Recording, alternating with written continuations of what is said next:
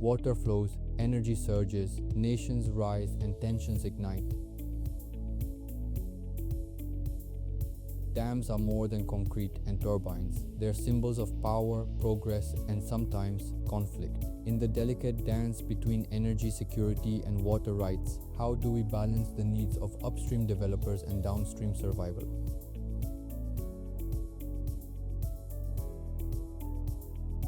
Hydropower supplies 17% of the world's electricity, but dams in transboundary rivers spark fierce disputes. Take the grand Ethiopian Renaissance Dam, GERD. Ethiopia sees it as a beacon of development, while Egypt fears it could strangle the Nile. The stakes: water for 11 million farmers and 90% of Egypt's population. Not all stories are battles. The Itaipu Dam, jointly built by Brazil and Paraguay, powers both nations equally. Its secret? A 50-50 revenue split and strict ecological safeguards, proving that when benefits are shared, dams can unite rather than divide.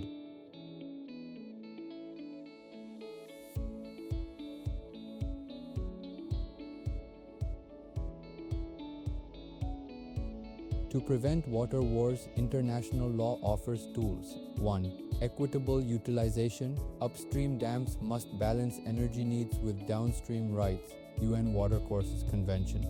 2. No significant harm. Dams can't destroy ecosystems or livelihoods. Helsinki rules. 3. Benefit sharing. Profits from power sales fund. Downstream adaptation. Mekong River Commission. Lesotho, a water-rich nation, sells water to arid South Africa, funding schools and hospitals. The deal: South Africa pays royalties, while Lesotho keeps enough water for its people. A win-win forged by cold economics, not just goodwill.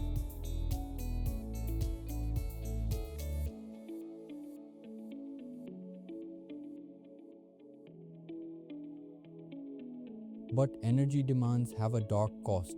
Dams trap sediment-starving deltas of nutrients. The Mekong Delta, home to 20 million people, could sink underwater by 2100 if upstream hydropower isn't reined in. China's Myitsone Dam in Myanmar was halted after protests. 90% of its power would have gone to China, while locals faced displacement. A stark reminder: energy justice must include those who pay the price.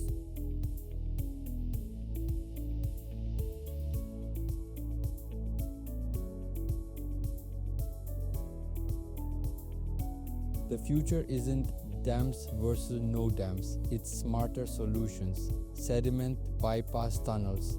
Switzerland's dams now mimic natural silt flows.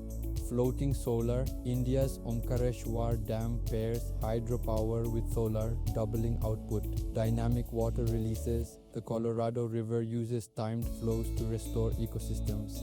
What if Ethiopia sold GERD's power to Egypt at fair prices?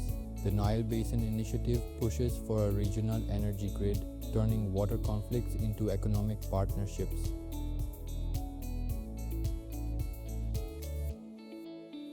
Dams don't have to be divisive. With shared rules, shared benefits, and shared respect for rivers' limits, we can power nations without sacrificing communities or the planet.